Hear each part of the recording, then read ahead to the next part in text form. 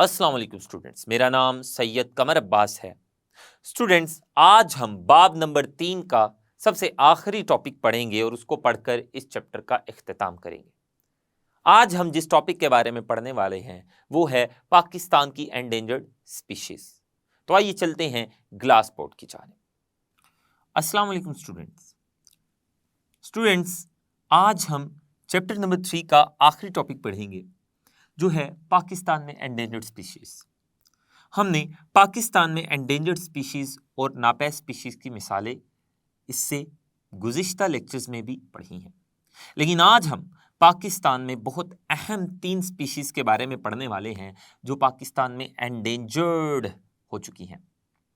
तो उन तीनों स्पीशीज के पहले हम नाम लिख लेते हैं जो पाकिस्तान में एंडेंजर्ड है। सबसे पहली पाकिस्तान में जो एंडेंजर्ड स्पीशी है वो है इंडस डॉल्फिन।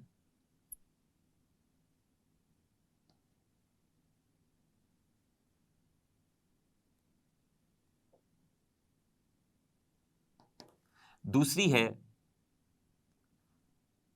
मार्को पोलो भेड़ और तीसरी एंडेंजर्ड स्पीशीज पाकिस्तान में है होबारा बस्टर्ड।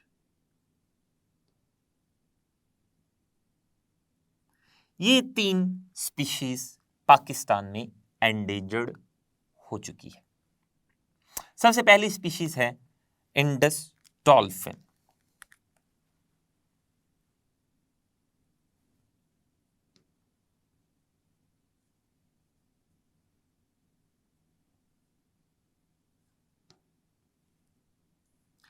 WWF के मुताबिक इंडस डॉल्फिन पाकिस्तान में एंडेंजर्ड है। इस तंजीम के मुताबिक इस स्पीशीज के सिर्फ 600 जानदार या जानवर दरियाए सिंध में बाकी है, बाकी सारे खत्म हो चुके हैं। आखिर इंडस डॉल्फिन की तादाद इतनी बड़ी तादाद में तादाद क्यों कम हो गई, इसकी वजूहात भी हम अभी जानेंगे। तो WWF के मुताबिक इंडस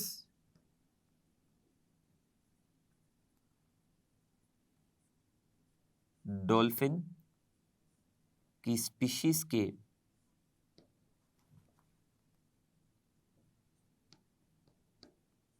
सिर्फ 600 जानवर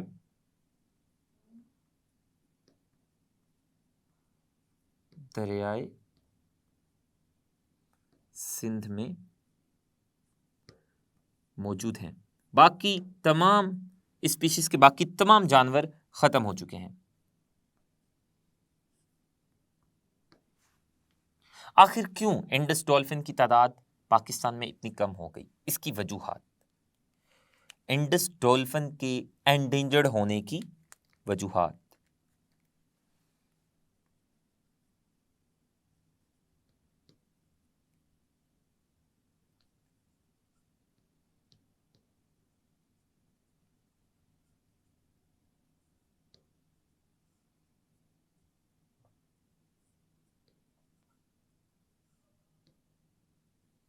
तीन वजूहात हैं जिनकी वजह से इंडस डॉल्फिन पाकिस्तान में एंडेंजर्ड हो चुकी है। पहली वजह है मस्कन की तबाही। इंडस डॉल्फिन के मस्कन को तबाह किया जा रहा है।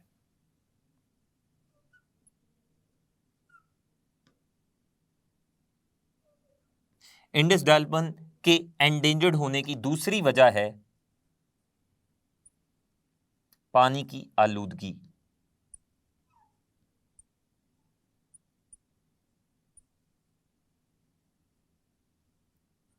और इंडस डॉल्फिन के एंडेंजर्ड होने की तीसरी वजह है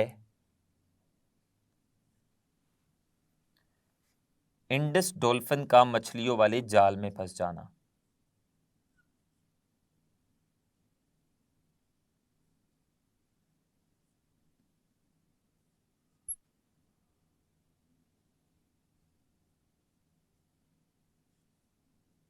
इंडस डॉल्फिन का मछलियों वाले जाल में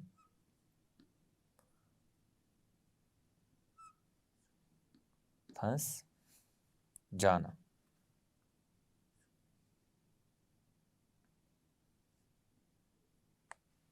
तो ये थी इंडस डॉल्फिन के एंडेंजर्ड होने की वजूहात।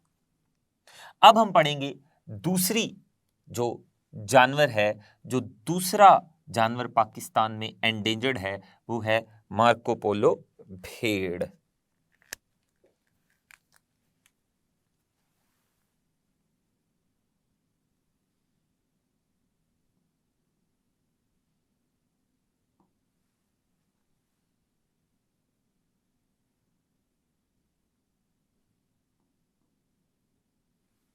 मार्को पोलो भेड़, ये जो मार्को पोलो भेड़ है, ये भी पाकिस्तान में एंडेंजर्ड है। WWFP ने इसको भी एंडेंजर्ड करार दे दिया है।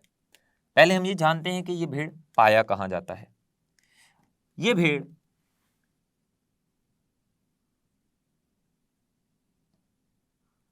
ज्यादातर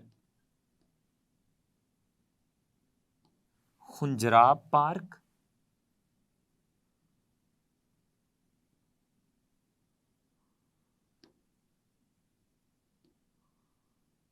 खुंजराब नेशनल पार्क और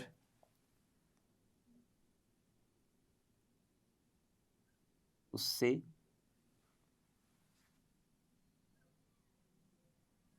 मुत्तसिल इलाकों में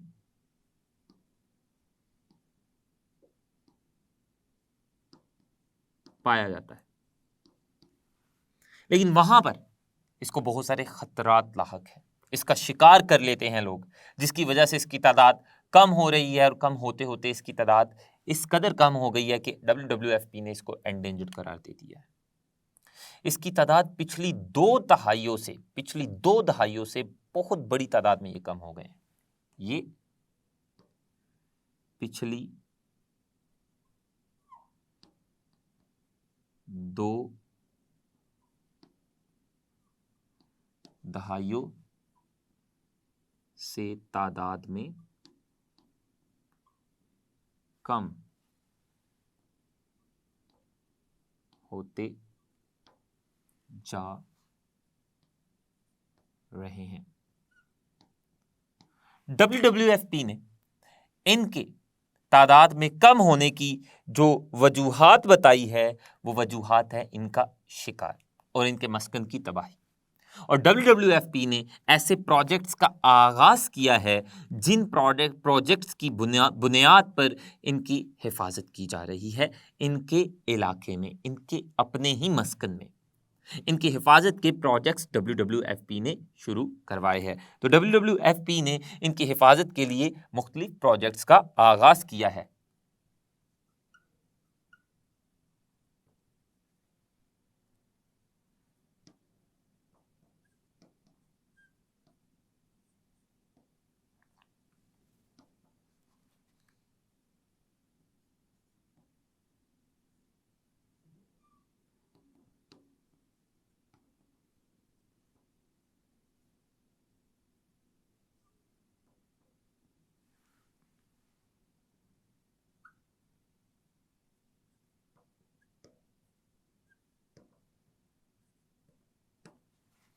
आखिरी जो जानवर जो पाकिस्तान में एंडेंजर्ड है, उसका नाम है होबारा बस्टर्ड।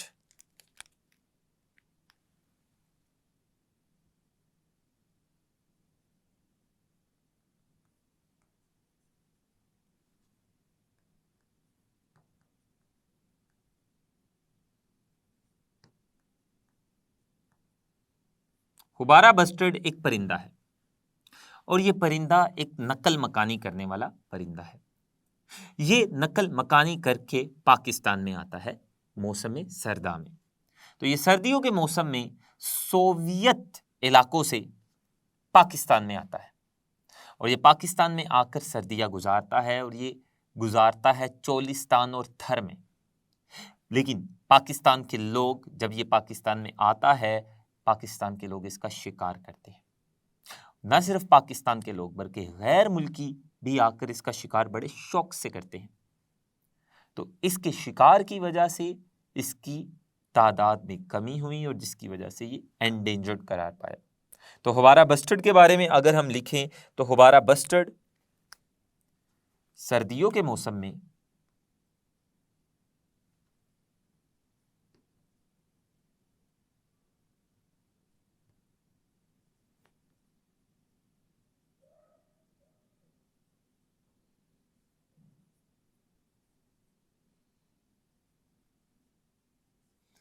सोवियत इलाकों से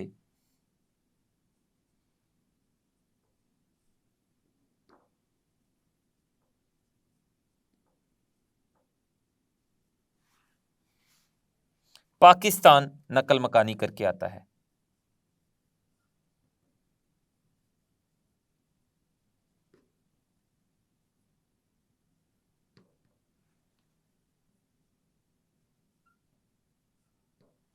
नकल मकानी करके पाकिस्तान आता है और यहां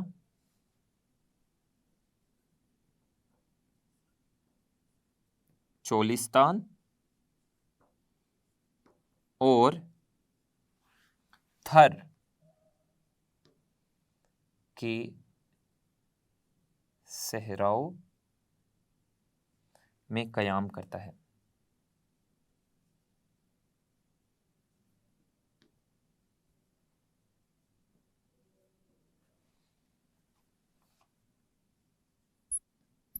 लेकिन इसके कयाम के दौरान गैर मुल्की लोग पाकिस्तान में आते हैं और ख़ुद पाकिस्तानी लोग भी इसका बहुत ज़्यादा शिकार करते हैं, जिसकी वजह से इसकी तादाद पाकिस्तान में कम हुई और इसके मसाकिन को भी तबाह किया जा रहा है, जिसकी वजह से इसकी तादाद पाकिस्तान में कम हुई और ये एंडेंजर्ड करार पाया।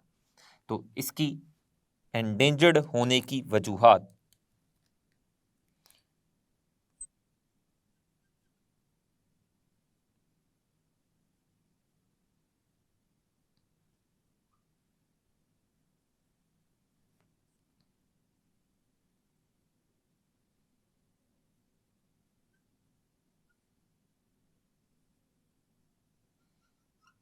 सबसे पहली वजह ज्यादा शिकार गैर मुल्कियों का इसको ज्यादा शिकार करना।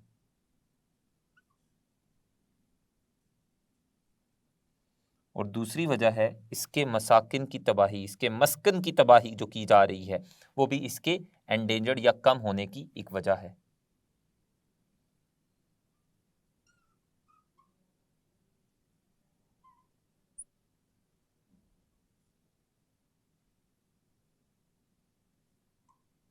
तो इसके मसाकिन की तबाही भी इसके कम होने की एक वजह है। तो स्टूडेंट्स, आज हमने पाकिस्तान में मौजूद एंडेंजर्ड स्पीशीज के बारे में पढ़ा। हमने 3 स्पीशीज के बारे में पढ़ा जो पाकिस्तान में एंडेंजर्ड है, और वो हैं इंडस डॉल्फिन, मार्कोपोलो भेड़ और हुबारा बस्टर्ड। इनकी हमने तफसील पढ़ी। हमने पढ़ा इंडस डॉल्फिन जिसका जो मस्कन है वो दरियाए सिंध है, उसमें उसकी तादाद कम हो रही है। तादाद क्यों कम हो रही है, उसकी मुख्तलिफ वजूहात पड़ी। मस्कन की तबाही, पानी की आलूदगी, दरियाए सिंध का पानी बहुत तेज़ी से आलूदा हो रहा है, जिसकी वजह से वहाँ पर मौजूद जो डॉल्फिन है उसकी तादाद कम हो रही है और वो एंडेंजर्ड करार पा रही है। और इंडस डॉल्फिन का मछलियों के जाल में आ जाना, जो मछेरे होते हैं वो मछलियाँ पकड़ने के लिए जब दरियाए सिंध में अपना जाल फेंकते हैं तो छोटी मछलियों के साथ इंडस डॉल्फिन भी उस जाल में फंस जाती है, और उस जाल में जब वो बाहर निकालते हैं जिसकी वजह से उसका दम घुटता है और वो मर जाती है, जिसकी वजह से उसकी तादाद कम हो रही है। फिर हमने मार्को पोलो भेड़ के बारे में पढ़ा, उसका कहाँ कहाँ वो पाई जाती है, उसके कम होने की वजूहात और मुख्तलिफ प्रोजेक्ट्स के बारे में पढ़ा जो WWFP ने स्टार्ट किए हैं मार्को पोलो भेड़ की हिफाजत के लिए। और फिर आखिरकार हमने होबारा बस्टर्ड के बारे में पढ़ा, और होबारा बस्टर्ड हमने देखा कि ये कहाँ से कहाँ आता है नकल मकानी करके, और ये कहाँ क़याम करता है, और इसके एंडेंजर्ड होने की हमने वजूहात भी पढ़ी। आज आपका ये चैप्टर इख्तिताम पजीर हुआ। इस चैप्टर में हमने बहुत कुछ पढ़ा।